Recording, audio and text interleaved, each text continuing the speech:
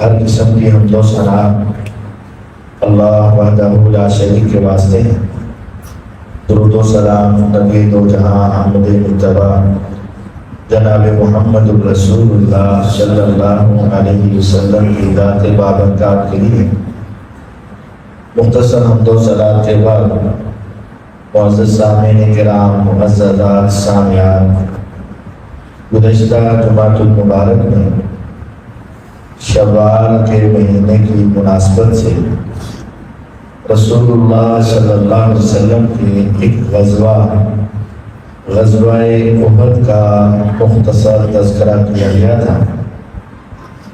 احد کی جنگ مسلمانوں کے لیے بہت زیادہ اسباب اور نصیحتوں والی جنگ ہے۔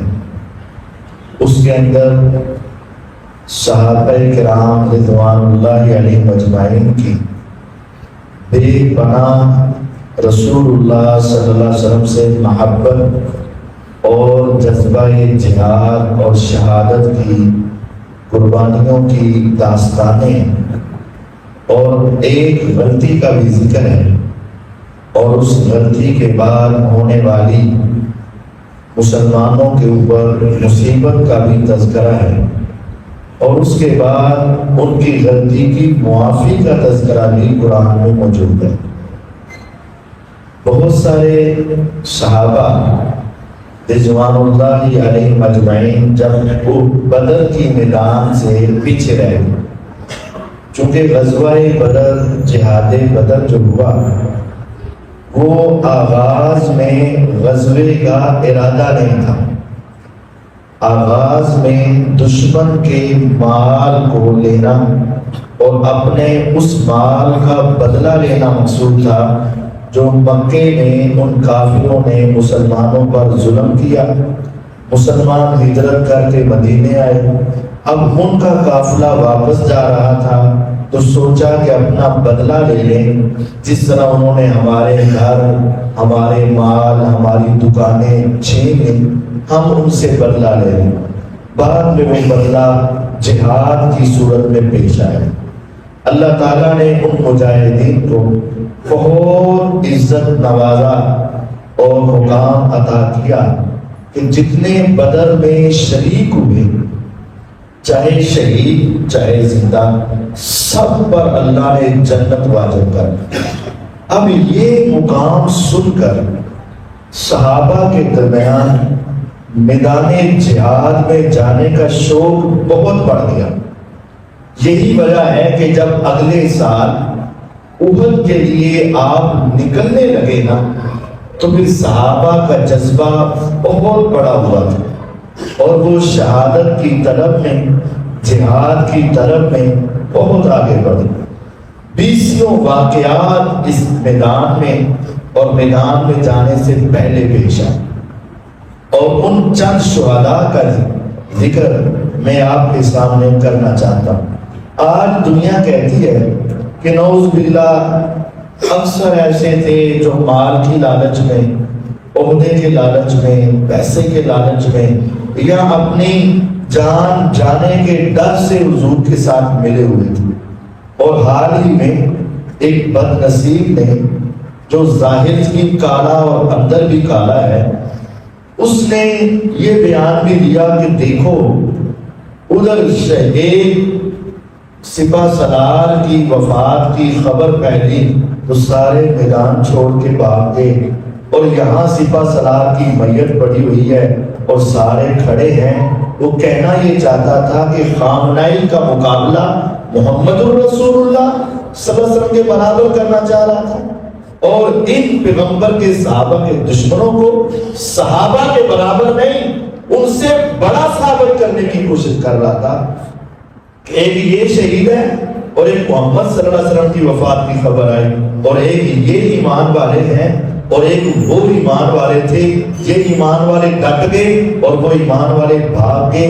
نعوذ باللہ لاکھوں مسلمانوں کے قاتل کو جو مر گیا اس کو پیغمبر سے تشبیہ دے دی، اور یہ صحابہ کے دشمنوں کو صحابہ سے افضل قرار دیا، اور ہمارے مسلمانوں نے سوشل میڈیا پر دیکھا اور کہا واہ کیا بات ہے، یہی تو اصل شہید ہے، اور یہی تو ایمان ہے، یہی تو جذبہ ہے، یہی تو کھڑے ہیں باقی ساری امت مسلمہ اور صحابہ نعوذ باللہ میدانوں سے بھاگنے والے۔ سنیں ان صحابہ کا جذبہ کیا تھا، ان صحابہ کا ایمانی لیول کیا تھا، جن کے بارے میں یہ ہرزہ سرائی اور زبان درازی کی جا رہی ہے، اور ہمارے سوشل میڈیا والے ان کو بہت لائک کر رہے ہیں کہ ایمان ان لوگوں کا ہے۔ کبھی تاریخ اور حدیث پڑھ کے دیکھو اور صحابہ کے جذبے کو سمجھ کر دیکھو، ان دشمنوں کی باتوں سے ذرا بچ کر دیکھو۔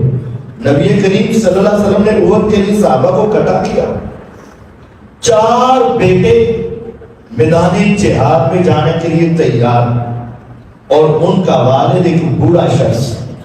بوڑھے آدمی کو تو ویسے ہی جہاد سے اجازت ہے، وہ نہ بھی جہاد کرے تو کوئی حرج نہیں، اور وہ صرف بوڑھا ہی نہیں ہے، ایک ٹانگ سے معذور بھی ہے، اور وہ اپنی لڑکھڑاتی ٹانگ کو لے کر حضور کے پاس آ گیا، آقا میں نے بھی جہاد میں جانا۔ اے عمر رضی اللہ عنہ، عمر بن جموع رضی اللہ عنہ، عمر تم بوڑھے ہو، تم جہاد میں نہ جاؤ، بوڑھا آدمی کیسے جہاد کرے گا؟ عمر تمہاری ایک ٹانگ معذور ہے، تم سے صحیح چلا بھی نہیں جاتا، تم جہاد کے میدان میں نہ جاؤ۔ لنگڑاتے آدمی کو تو جہاد سے رب نے اجازت دی ہے۔ اے عمر تیری جگہ پر تیرے 4 بیٹے جہاد کے لیے جا رہے ہیں، تم نہ جاؤ۔ حضور 3 باتیں کرتے ہیں، بیٹے کہتے ہیں آقا ہمارا باپ بوڑھا ہے اور لڑکھڑاتی ٹانگ ہے، اسے کہیں کہ گھر میں رہے، ہم ہیں نا جوان جو میدان میں نکل کے دشمن سے ٹکرائیں گے۔ میرے آقا نے باپ کو روکنا چاہا، عمر کہتے ہیں حضور یہ بتائیں کیا لنگڑی ٹانگ والا صحابی جنت میں نہیں جا سکتا؟ کہا عمر لنگڑاتا جا تو سکتا ہے لیکن تیرے اوپر فرض نہیں ہے۔ کہا آقا بیٹوں نے اپنی جنت لے لی ہے، عمر اپنی جنت کی طرف میں ہے، آقا میں جہاد کے شوق میں ہوں، مجھے تھوڑی سی اجازت دے دے، میں آدمی بھی دشمن سے ٹکرا کر رب کی جنتوں کا مہمان بننا چاہتا ہوں۔ کعبے کے رب کی قسم 4 جوان تو گئے تھے لیکن یہ بوڑھا بھی گیا تھا، لنگڑاتی ٹانگ سے گیا تھا، اور پھر میدان میں اترا تھا، دشمن سے ٹکرایا تھا، تلوار کے وار کیے تھے، دشمن سے جہاد کیا تھا، پھر آخر شہید ہوئے۔ اللہ کے نبی صلی اللہ علیہ وسلم نے فرمایا اللہ کی قسم میں دیکھ رہا ہوں رب نے عمر کی ٹانگ کو درست کیا ہے، وہ اپنے قدموں پہ صحیح دوڑتا ہوا رب کی جنت کا مہمان بن چکا ہے۔ یہ غزوہ احد تھا۔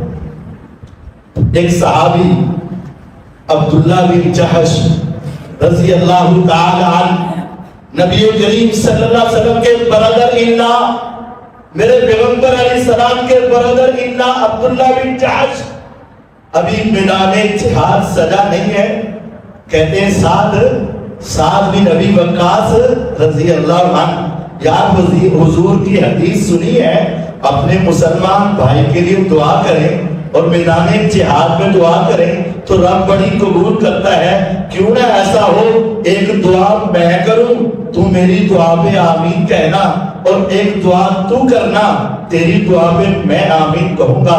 یہ صحابی ساتھ فرماتے ہیں میں اور عبداللہ احد پہاڑ کے ایک دامن میں بیٹھ گئے، میں نے پہلے دعا کی، ساتھ کہتے میں نے دعا کی یا رب میدان سجے، دشمن سامنے آئے، میں ساتھ میدان میں اتروں، میرا مقابلہ پورے کافروں میں سب سے بڑے طاقتور کے ساتھ ہو اور سب سے بڑے تیرے دشمن کے ساتھ ہو، میرا اس کے ساتھ مقابلہ ہو، وہ بڑے غیظ و غضب میں آئے اسلام کو مٹانے کے لیے، میں آگے بڑھوں اسلام کو بڑھانے کے لیے، یا رب میرا تیرے دشمن سے مقابلہ ہو، تیر چلے تلواریں چلے، پھر بالآخر میری تلوار سے تیرا سب سے بڑا دشمن قتل کر دیا جائے اور اسے قتل کرنے کی سعادت مجھے ملے۔ یہ سعد نے دعا کی، عبداللہ کہتے ہیں میں نے آمین کہہ دیا۔ اب عبداللہ کی باری آئی، سعد کہتے ہیں عبداللہ کے ہاتھ اٹھے تو اس کی دعا ہی عجیب تھی، اس نے کہا یا رب میں بھی میدان میں جاؤں، تیرا بڑا دشمن میرے سامنے آئے، طاقتور میرے سامنے آئے، میں اس پہ حملہ کروں، وہ مجھ پہ حملہ کرے، بالآخر وہ میرے اوپر غالب آ جائے، مولا وہ میرے بازو کو کاٹ دے، میرے چہرے کو کاٹ دے، میرے کان، ناک اور ہاتھ کو کاٹ دے، یا رب میں تیرے میدان میں شہید ہو جاؤں، تیرے راستے میں قتل کر دیا جاؤں، روزے قیامت مجھے بلایا جائے، میرے آزاد جدا جدا ہو، یا رب تو پھر پوچھے عبداللہ تیرا نام کیوں کٹا، تیرا ہاتھ کیوں کٹا، تیری گردن کیوں کٹی، تیرے آزاد کے ٹکڑے کیوں ہوئے، یا رب میں اس وقت کہوں تیری توحید کی خاطر، پیغمبر کی محبت کی خاطر میرے ساتھ یہ سلوک کیا گیا، ساتھ کہتے اللہ کی قسم میری دعا بھی قبول ہوئی، عبداللہ کی دعا بھی قبول ہوئی، جب میدان جہاد ختم ہوا ہم نے صحابہ کی میتوں کو تلاش کیا تو پہاڑ کے ایک دامن میں نے عبداللہ بن جہش کو دیکھا، ان کے بازو کٹے ہوئے، ناک کٹا ہوا، ہونٹ کٹے ہوئے، کان کٹے ہوئے، گردن اتری ہوئی، میں نے اس وقت پہچانا ایک دعا میری تھی، ایک دعا عبداللہ کی تھی، لیکن اللہ کی قسم عبداللہ کی دعا مجھ سے زیادہ قیمتی تھی۔ صحابہ کے درمیان ایمان کا یہ لیول تھا، ایک صحابی اسیرم عمر بن عکیش رضی اللہ عنہ، یہ وہ ہیں جن کو بار بار اسلام کی دعوت دی جاتی، نہیں قبول کرتے، نہیں قبول کرتے، نہیں قبول کرتے۔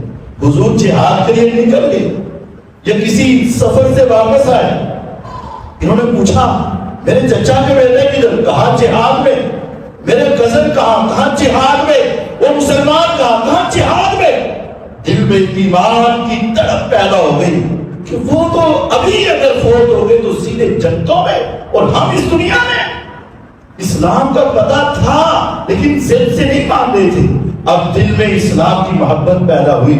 اسیرم فوراً پیچھے سے گئی، حضور نے آتے ہوئے دیکھا، صحابہ سے کہا اس سے پوچھو اپنے خاندان کی وجہ سے لڑ رہے ہو یا اسلام قبول کر کے لڑ رہے ہو؟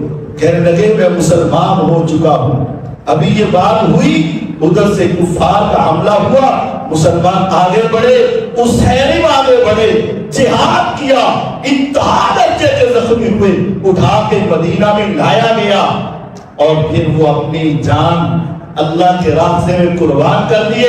فرمایا یہ وہ صحابی ہے جس نے زندگی میں ایک بھی نماز نہیں پڑھی، کیونکہ نماز کا موقع ہی نہیں ملا، اللہ نے بغیر نماز کے ہی جنت کا مہمان بنا دیا۔ اور وہ صحابی بھی تو ہے نا، اپنی اس طرح جوڑی غور کریں، اس طرح جوڑی میں نا چند کھجوریں ڈالی ہیں اور ایک ایک کاٹ کر کھا رہے ہیں۔ میرے آقا کی آواز لگی قوموا الی جنت ارضها السماوات والارض، اٹھو اس جنت کی طرف جس کی چوڑائی آسمان اور زمین کے برابر ہے۔ اس صحابی کے کان میں یہ آواز پڑی آقا جنت، اور کہنے لگے مسکرا کر یہ کھجوریں یہاں ہی کھا لوں یا جنت میں مل جائیں گی؟ اور میں اللہ کی قسم اگر تم چلے گے تو جنت میں مل جائیں گے۔ اس صحابی نے کہا پھر یہاں کھانے میں دیر کیوں؟ جن کو کہتے ہو بھاگ گئے، جن کے ایمان کے بارے میں سوال کھول دیا، انہوں نے کہا یہاں کھجوریں کھاتے دیر کیوں؟ اپنی چولی کو چھوڑا، تلوار کو میان سے نکالا، میان کو پھینک دیا، دوبارہ مجھے اس کی ضرورت نہیں ہے، تلوار بھی دشمن کی صفوں میں گھسے، قتل کرتے گئے تاکہ شہید ہوئے۔ میرے آقا فرماتے اللہ کی قسم میں دیکھ رہا ہوں عمیر جنت کے ایک درخت سے کھجوریں اتار کر ابھی کھا رہا۔ رسول اللہ صلی اللہ علیہ وسلم ایک صحابی عبداللہ بھی ہیں، جابر بن عبداللہ رضی اللہ تعالیٰ عنہ کے والد گرامی عبداللہ ہے، 7 بہنیں ہیں اور ایک اکلوتا بیٹا ہے۔ اور بیٹے کو احد کے میدان میں جا کر نا ایک پہاڑ کے دامن میں سائڈ پر لے گئی، کہا بیٹا اللہ کی قسم مجھے یہاں سے جنت کی خوشبو آ، بیٹا ہو سکتا ہے اور لگ رہا ہے کہ تیری اور میری آخری ملاقات ہو. تیری 7 بہنیں ہیں، ان کا خیال رکھنا. میرے اوپر قرضہ ہے، میرے پیچھے سے ادا کر دینا. اپنے گھر والوں سے حسن سلوک کرنا. بیٹا آج میری اور تیری یہ آخری ملاقات کا وقت ہے. پھر ایسا ہوا، وہ باپ جو 7 بیٹیوں کا باپ تھا، اکلوتے بیٹے کا باپ تھا، میدان میں اترا، دشمن سے ٹکرائے، اپنی جان بھی رب کے حوالے کی، شہید ہو گئے. جابر رضی اللہ عنہ فرماتے ہیں ہم نے اپنے والد کی میت کو اٹھایا، مدینہ طیبہ میں لے گئے.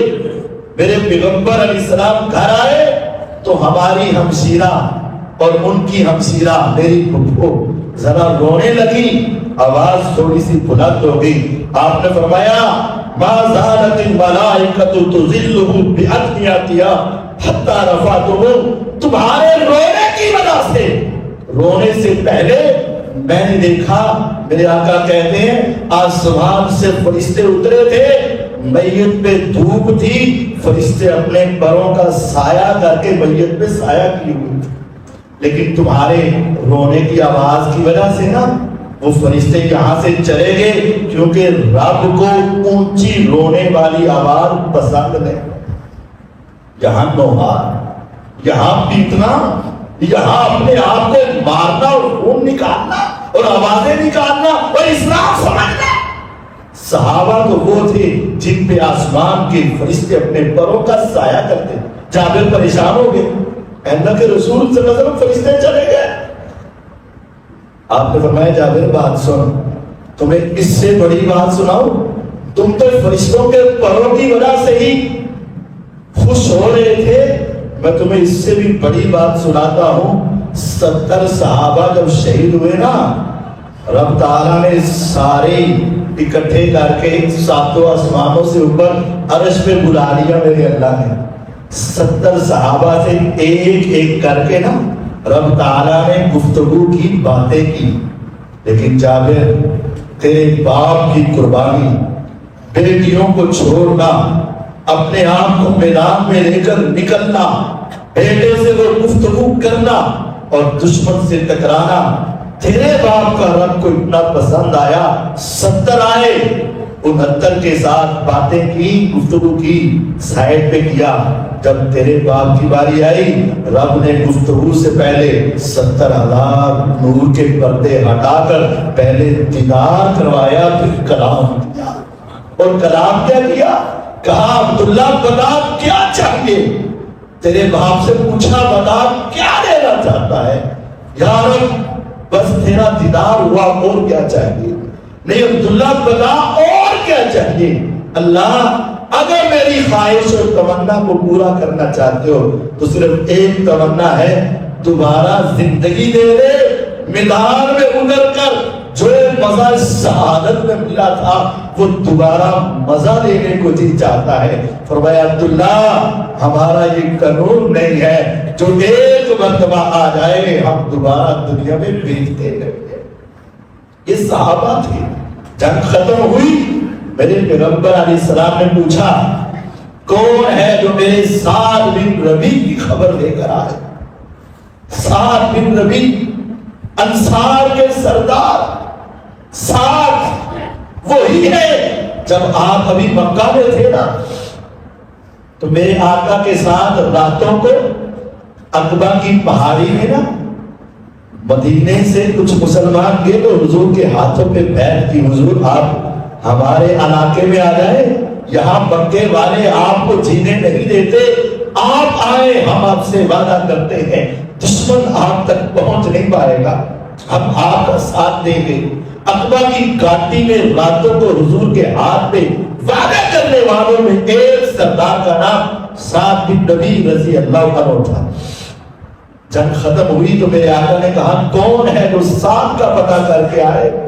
میں نے پہاڑ کے اس دامن میں اسے دیکھا تھا، اس کے پیٹ میں 12 نیزے کھوے ہوئے تھے.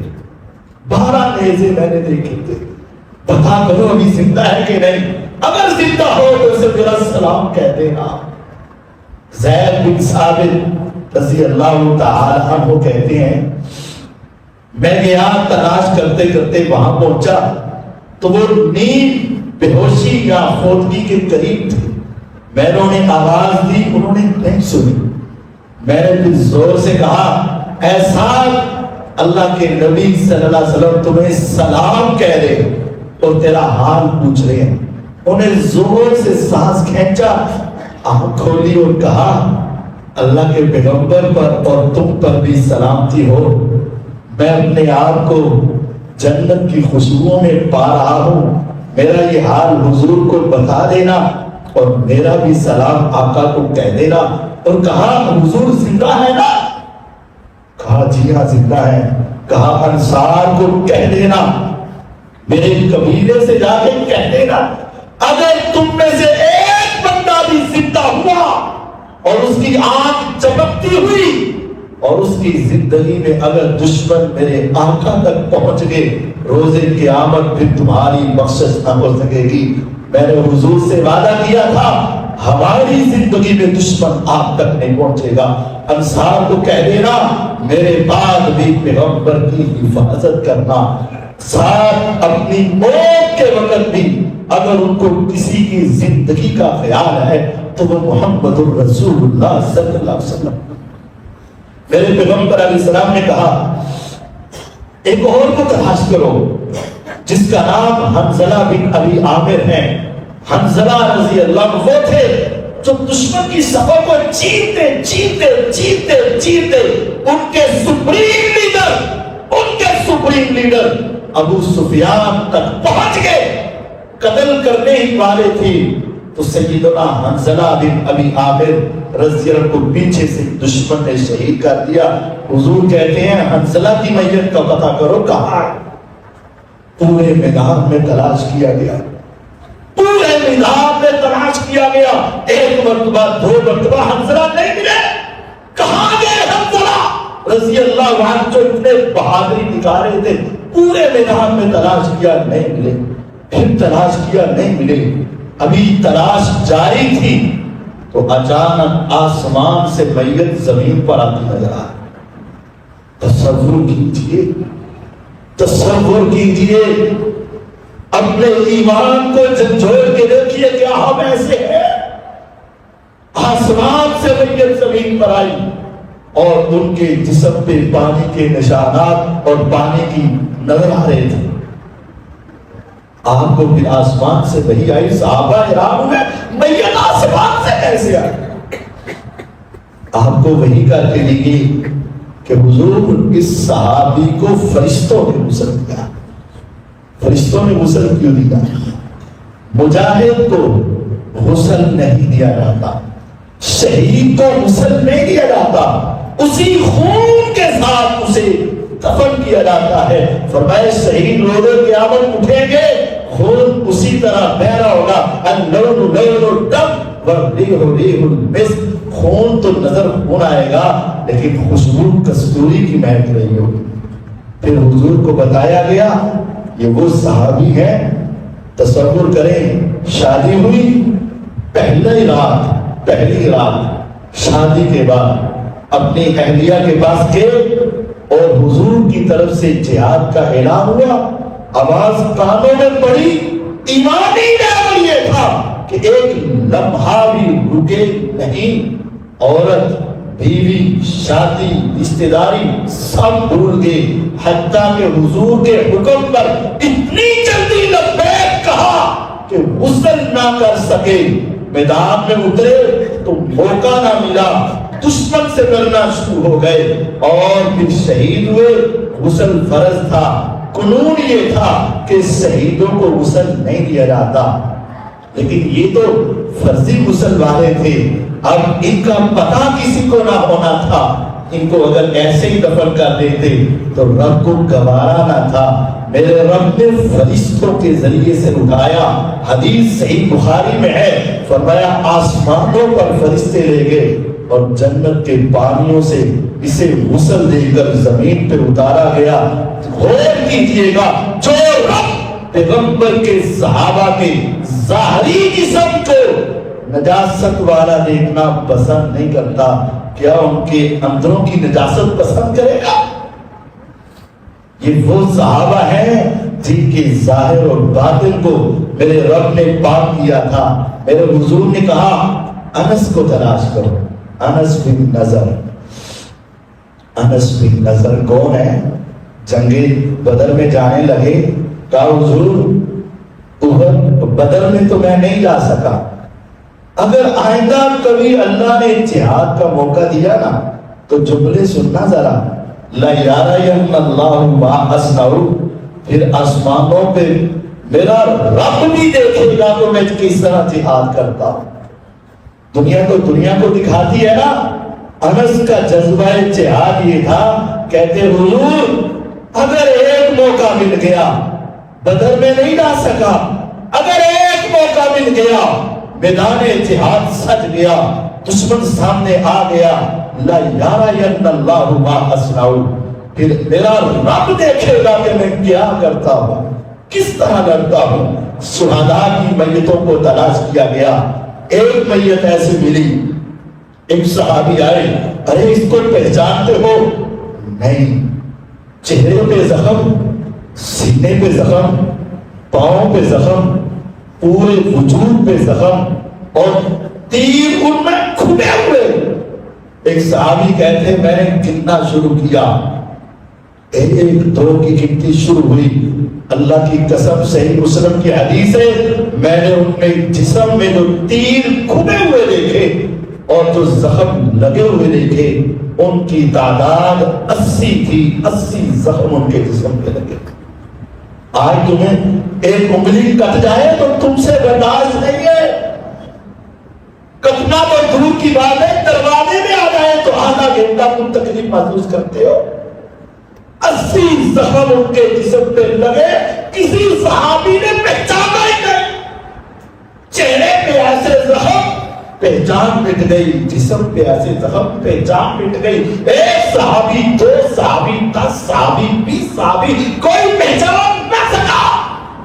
بالآخر لوگوں کو کہا گیا کہ جن کے ورثاء، جن کے باپ، جن کے بھائی اور بیٹے نہیں آئے، ذرا آ کر پہچان کرو کوئی میت کسی کی ہے۔ ایک بہن آئی، ایک بہن آئی، اس نے پورے وجود کو دیکھا، نہیں سمجھ آئی، پھر اسے یاد تھا کہ میرے بھائی کی ایک انگلی پہ زخم تھا، اور اس نے پھر انگلیوں کو چیک کیا تو وہ زخم نظر آیا تو پہچان گئی، ارے یہ تو میرے بھائی انس ہے، یہ وہی ہے جس نے حضور سے وعدہ کیا تھا اللہ دیکھے گا انس کیسے جہاد کرتا ہے، کعبے کے رب کی قسم۔ پھر میرے رب نے دیکھا ہوگا، ایک زخم لگا آگے بڑھتا ہوگا، دوسرا زخم لگا آگے بڑھتا ہوگا، 10 زخم لگے نہیں پیچھے رہتا ہوگا، 20 زخم لگے دشمن سے لڑتا ہوگا، 40 زخم لگے آگے بڑھتا ہوگا، 80 زخم لگے شہیدوں کے گرا ہوگا، کوئی پہچان نہ سکا، صرف ایک بہن نے پہچانا کہ بچپن میں میرے بھائی کی انگلی پہ جو زخم آیا تھا، یہ زخم بتا رہا ہے کہ یہ میرا بھائی ہے، چہرے سے پہچان نہیں۔ ان صحابہ کے بارے میں زبان کھولتے ہو؟ میرے امیر حمزہ رضی اللہ تعالی عنہ، میرے پیغمبر علیہ الصلوۃ والسلام کے وہ چچا، جن کے بارے میں پیغمبر علیہ الصلوۃ والسلام نے فرمایا تھا سید الشہداء حمزہ بن عبد المطلب، پوری کائنات میں قیامت تک جتنے شہید ہوں گے، اگر ان کے شہیدوں کے سردار کو دیکھنا ہے تو اس کا نام امیر حمزہ رضی اللہ عنہ۔ حدیث ہے سید الشہداء حمزہ بن عبد المطلب، شہیدوں کا سردار کون ہے؟ امیر حمزہ رضی اللہ تعالی۔ ان کے بھی ہاتھ، ناک، کان، ان کے بھی اعضاء کا مسئلہ کیا گیا، کاٹے گئے، کاٹنے والے کا علم نہیں ہے، کاٹے گئے یہ بات ثابت ہے۔ آگے جو کہا جاتا ہے کہ وہ پھر سیدہ ہند نے آ کر ان کو پرویا، گلے کا ہار بنایا، پاؤں کی بازیک بنائی، یہ ثابت نہیں، لیکن ان کا مسئلہ بھی ہوا تھا، ان کے اعضاء کاٹے گئے تھے۔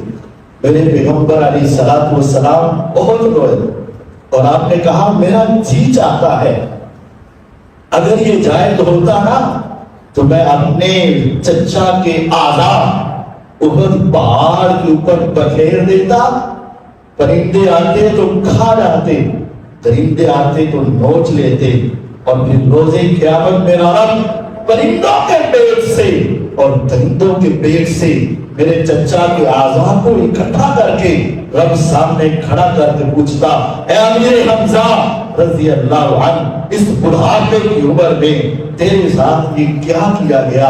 میرا چچا بتاتا، اللہ تیری توحید کی خاطر، پیغمبر کی رسالت کی خاطر، تیرے اسلام کی خاطر مجھے ایسے کیا گیا، لیکن شہداء کو دفن کرنا میرے اسلام میں ہے، اس وجہ سے میں ان کو دفن کروں گا، ورنہ میرا جی چاہتا تھا میں ان کو بکھیر دیتا اور پرندے لے جاتے، درندے کھا جاتے، پھر ان کی اعضاء کو سمیٹا گیا۔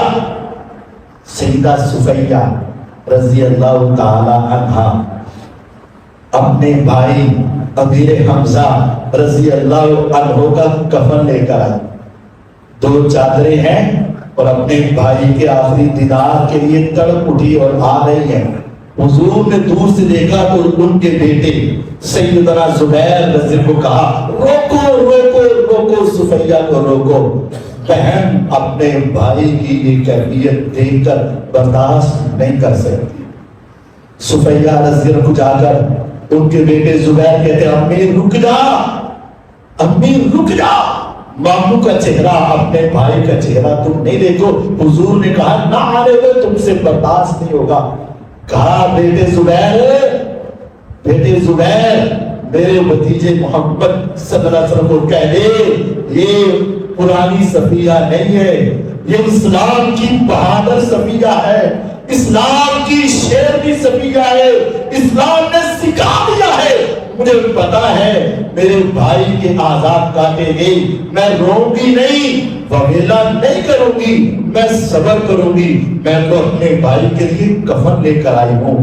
جب ان کا حوصلہ دیکھا حضور نے آنے دیا، وہاں 2 مجاہد ایسے ہیں، ایک حضرت امیر حمزہ رضی اللہ عنہ جن کے اعضاء کٹے، ایک وہ عبداللہ بن جحش جنہوں نے دعا مانگی تھی، ان کے اعضاء کٹے۔ اب حضور کہتے ہیں مجھے حیا آ گئی کہ میں اپنے چچا کو تو 2 چادروں میں کفن دے دوں، اور اس صحابی کے لیے کفن کی چادر ہی کوئی نہیں تھی ہمارے پاس۔ پھر ہم نے کیا کیا، ایک چادر میں امیر حمزہ رضی اللہ عنہ کو کفن دیا اور ایک میں اس صحابی کو کفن دیا۔ اب ایک ایک چادر کی وجہ سے چادریں چھوٹی ہوئی، سر پہ دیتے ہیں تو پاؤں ننگے ہوتے ہیں، پاؤں پر دیتے ہیں تو سر ننگا ہوتا ہے، تیسری چادر نہیں ہے جس میں انہیں کفن دیا جائے۔ پھر وہ چادر سر میں ڈالی گئی اور پاؤں پہ گھاس ڈال کے ان شہداء کو قبر کے حوالے کر دیا۔ ابھی بھی کہتے ہیں ان کی قربانیاں نہیں ہیں۔ مصعب بن عمیر رضی اللہ عنہ حضور جب مکہ میں تھے نا، اور یہ صحابی جو رات کو آ کر حضور سے ملتے تھے حج کے موقع پر، انہوں نے کہا حضور ذرا دین سکھانے کے لیے کوئی بندہ تو بھیج دیں۔ آپ نے خود وہاں جانے سے پہلے اپنی جگہ پر جو اسلام پھیلانے کے لیے عالم دین بھیجا، اس کا نام مصعب بن عمیر رضی اللہ عنہ تھا۔ یہ شکل و شباہت میں چہرے کے اندر کافی حصہ ان کا میرے آقا کے ساتھ ملتا جلتا تھا، حضور کے چہرے سے کچھ مشابہت تھا۔ انہوں نے جا کر دین اسلام بہت پھیلایا، ان کی وجہ سے آغاز میں مدینے کے اندر اسلام پھیلا۔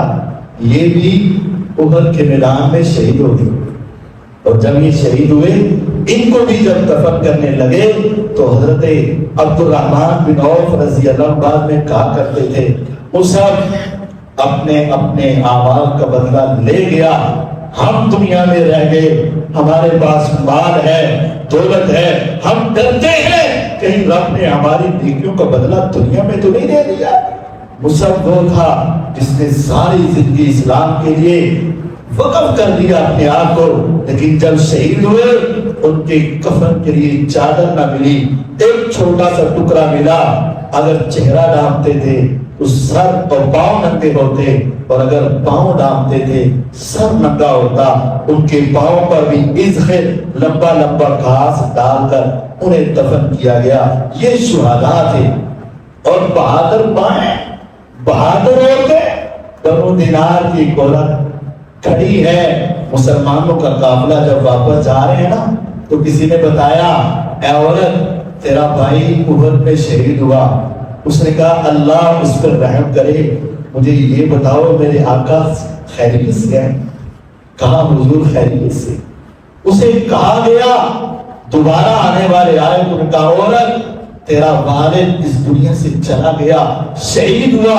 اس نے کہا انا للہ و انا الیہ راجعون، لیکن مجھے یہ بتاؤ افواہ ہے کہ حضور شہید ہوئے، وہ تو خیریت سے ہے کہ شہید ہوئے؟ کہا حضور خیریت سے ہے۔ اسے بتایا گیا تیرا بیٹا بھی شہید ہو گیا۔ اس نے کہا انا للہ و انا الیہ راجعون، لیکن مجھے یہ بتا دو میرے آقا خیریت سے ہے؟ چھوٹی خبر ہوئی میرا خاوند بھی اس دنیا سے چلا گیا۔ غور کرو، اپنے گھروں میں تصور کرو، جب باپ اس دنیا میں نہ رہے تو کیفیت کیا ہوتی ہے؟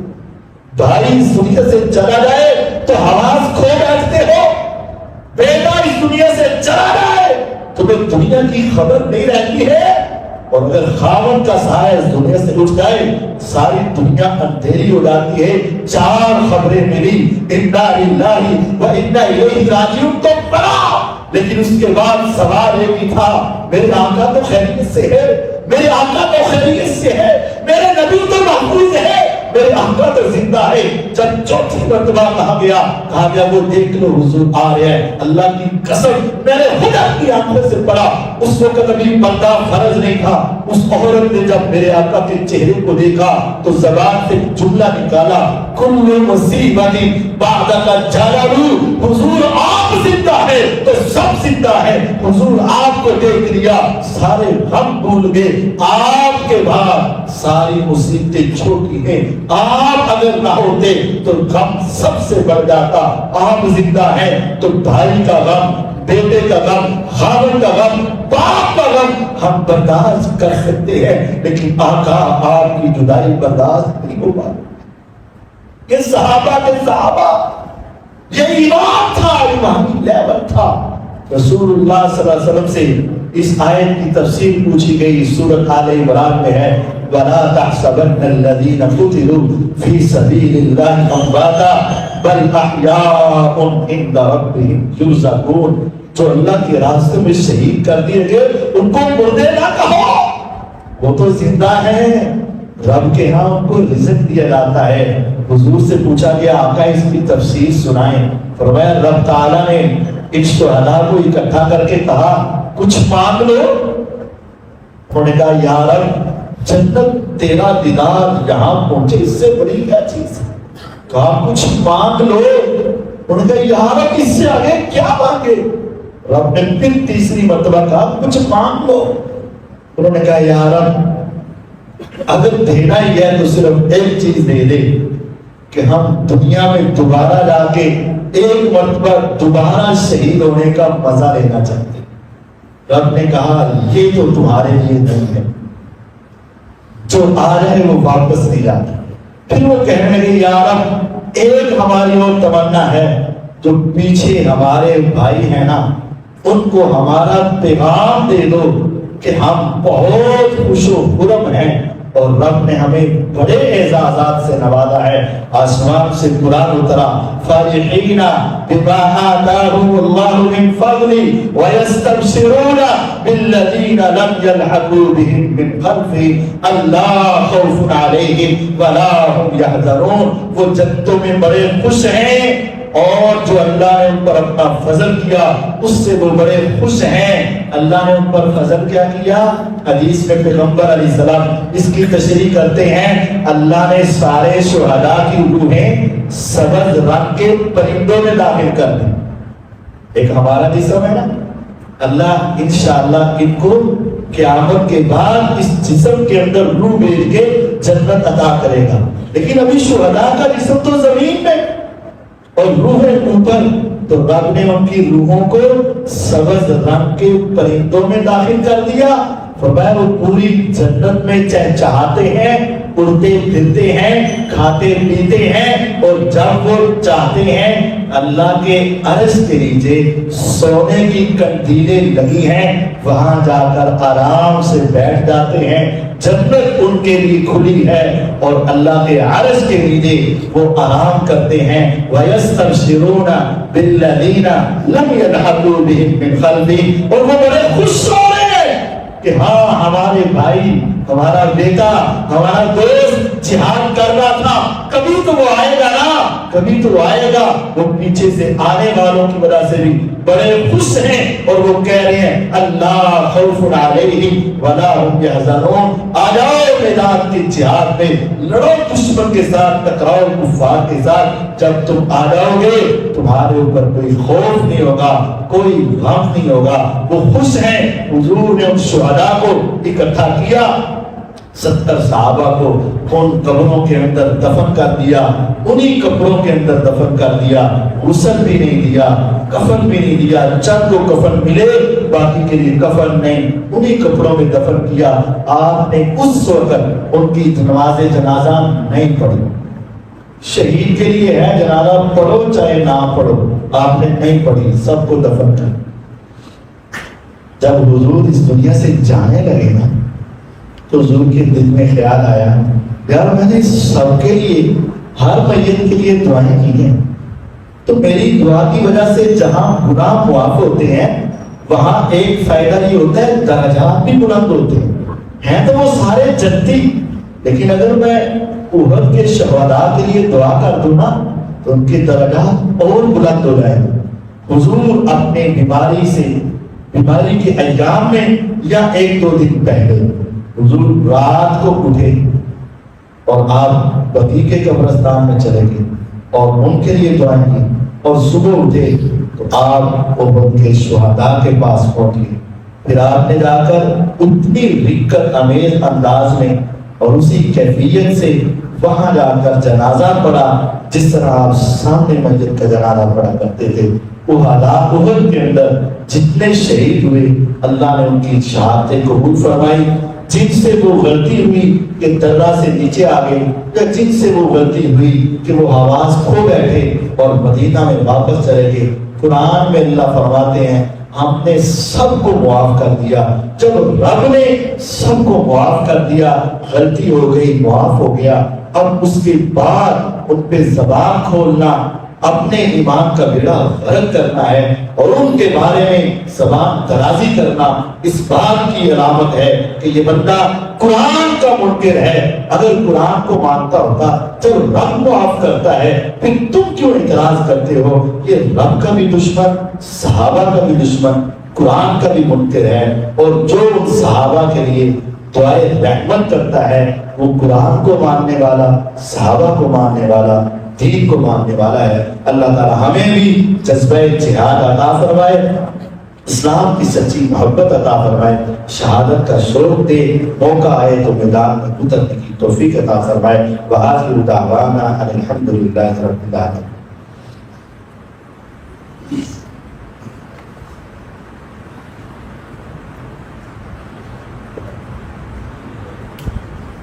ان الحمد للہ نحمده ونستعینه ونستغفره ونعوذ باللہ من شرور انفسنا ومن سیئات اعمالنا من يهده الله فلا مضل له ومن يضلل فلا هادي له اشهد ان لا اله الا الله وحده لا شريك له واشهد ان محمدا عبده ورسوله صلی اللہ علیہ وسلم۔ سوال ہے کہ شادی کرنے کے لیے لڑکی اور لڑکے کا ستارہ ملانا ٹھیک ہے یا غلط ہے؟ یہ کفر ہے، کفر۔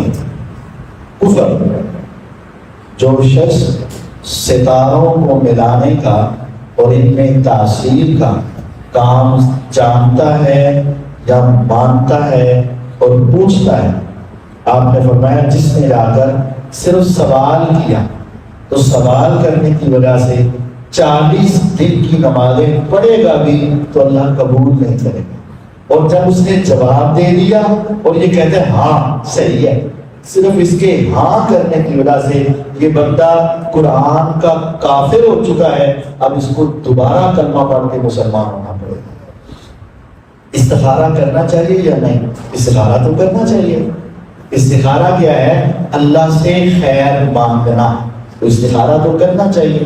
صحابہ کہتے ہیں حضور ہمیں استخارہ اس طرح سکھاتے جیسے قرآن کی کچھ سورت یاد کرواتے، اس طرح استخارے کی دعا یاد کرواتے اور استخارہ سکھاتے۔ استخارہ کرنا چاہیے۔ طریقہ کار کیا ہے؟ 2 رکعت نفل پڑھو، نفلوں کے آخر میں اگر آپ کو زبانی دعا یاد ہے تو آخر میں عربی میں پڑھ لیں دعا، اور اگر نہیں ہے تو سلام پھیرے، دعا کھولے، دعا پڑھیں، اس میں حاضل امرہ، یہ کام، یہ جو پڑھنا ہے نا وہاں رک کر یا تو وہ کام اپنے ذہن میں لے آئیں گے کیا کام ہے، یا پھر آپ نماز کے بعد ہے تو آپ بول لیں یا اللہ یہ کام، اس سے کاروبار کرنا، یہ کاروبار کرنا، اس سے نکاح کرنا، اس سے رشتہ جوڑنا، جو بھی آپ کا کام ہے تو 2 مرتبہ حاضل امر آئے گا، اپنا کام یا سوچ لیں یا اس کو زبان سے بول دیں۔ یہ استخارہ کریں، اگر وہ آپ کے حق میں بہتر ہوگا اللہ تعالیٰ اسباب پیدا کر دے گا، آپ کے حق میں بہتر نہیں ہوگا کوئی نہ کوئی رکاوٹ آ جائے گی، وہ کام نہیں ہوگا۔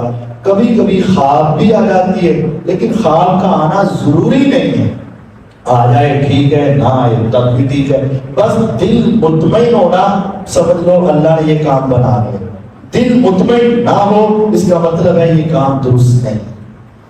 کوئی گم چیز ہو تو مل جاتی ہے یا نہیں؟ استخارے میں گم شدہ چیزیں تلاش نہیں ہوتی۔ ہمارے یہاں کہ استخارہ کرو تو چور لگو، یہ استخارہ نہیں ہے۔ استخارہ ہے آئندہ کے لیے کوئی کام کرنا ہے تو اللہ سے مشورہ ہے۔ استخارے میں یہ نہیں ہوتا اللہ تعالیٰ میری اس چیز کی جس نے چوری کی ہے وہ کون ہے، ایسا استخارہ نہیں ہے۔ استخارہ کا مطلب یہ ہے اللہ تعالیٰ سے آئندہ کے کام میں مشورہ لینا ہے، خیر مانگنا ہے، تو یہ استخارہ کرنا چاہیے۔ اور یہ جو ہمارے ہاں ہے نا آن لائن استخارہ، یہ پیسے بٹورنے کا بڑا طریقہ کار چلا ہوا ہے، موبائل پر، نیٹ پر اور ٹی وی پر بیٹھے ہوئے ہیں، آپ نے جو کام کرنا ہے استخارہ کروائیں، 500 روپیہ فیس ہے، 1000 روپیہ فیس ہے، یہ کہتا جی میرا استخارہ کر دو، کل سے میرے پیسے میرے جائز کیچ کر دو، وہ کر دیتے، کل سے وقفہ بند کریں گے، ہاں تیرا کام ہو جائے گا، ہاں تیرا کام نہیں ہوگا۔ یہ سب فراڈ ہے۔ اپنا استخارہ اپنے لیے کرنا ہے اور استخارہ خود کرنا ہے، کسی سے نہیں کروانا، اور یہ نہیں ہے کہ وہ آنکھیں بند کرے تمہیں بتا دے ہو جائے گا نہیں ہو جائے گا، یہ سب فراڈ ہے۔ خود کریں اور بار بار کریں، اللہ تعالیٰ سے خیر مانگیں، اللہ تعالیٰ سے مشورہ کریں، اللہ تعالیٰ میں سمجھ لیں، اصلاح کرنے کی توفیق عطا فرمائے۔ وآخر دعوانا